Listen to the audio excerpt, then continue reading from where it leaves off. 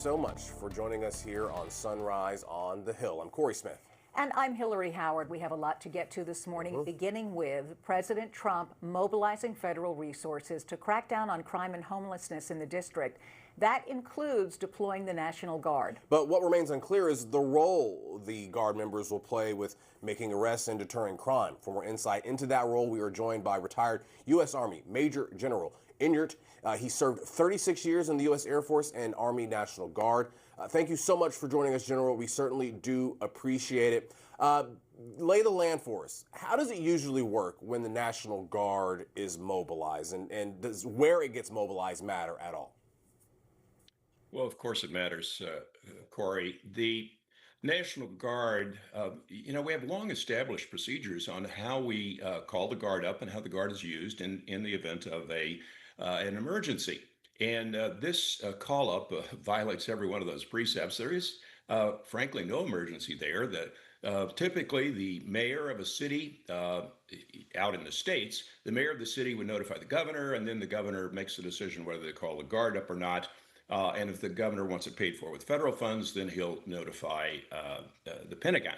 Now, in D.C., it's a little bit different because the Guard in D.C. is directly commanded by the president. So the ordinary course of event, as happened back on January 6th, the mayor would request support through the Secretary of Defense, and then that would be approved or disapproved. So here we have a situation where there's no emergency.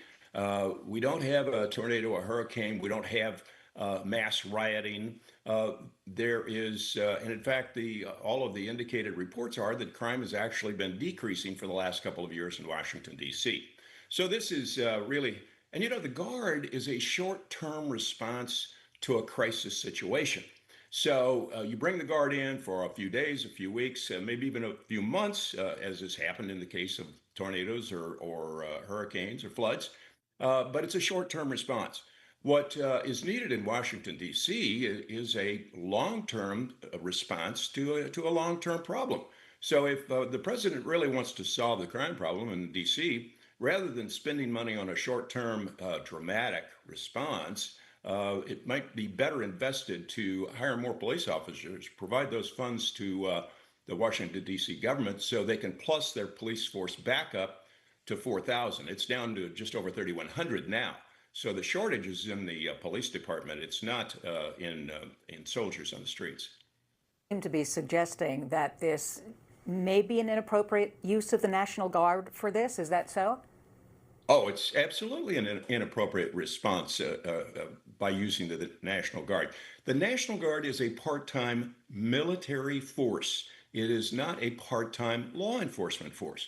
Those soldiers and airmen are trained to go to war on behalf of our nation.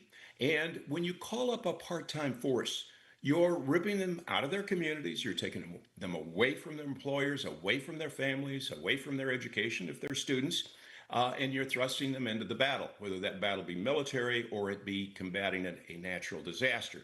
None of these emergencies exist in Washington, D.C. today. Back on 9/11, of course, the Guard was called up.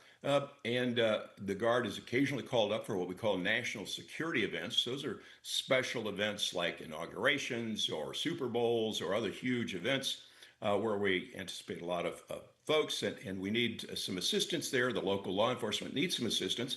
None of that's happening here.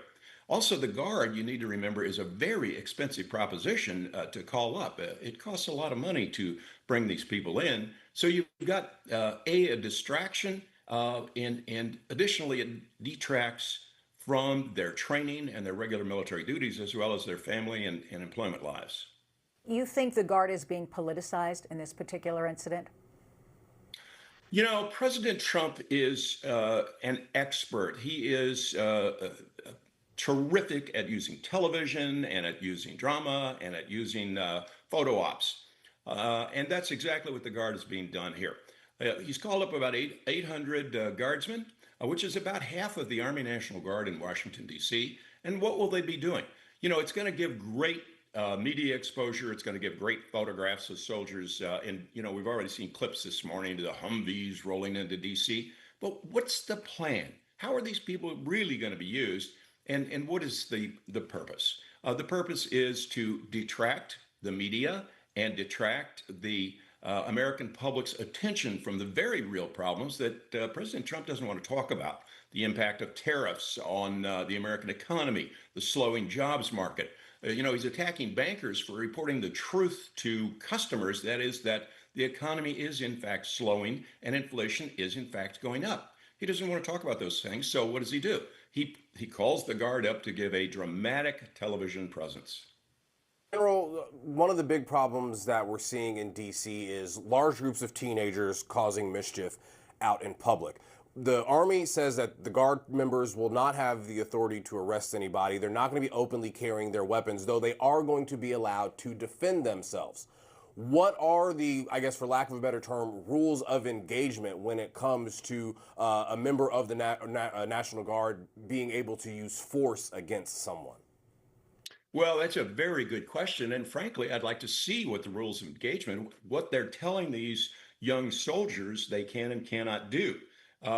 The best use for these soldiers or airmen would be to provide logistics, perhaps medical support, transportation, those kind of support roles.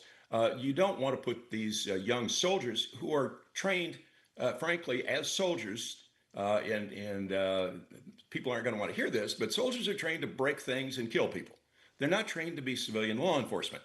So this is an absolute misuse of a well-trained force that should be doing its nation's bidding in terms of defense and providing support in the event of natural disaster.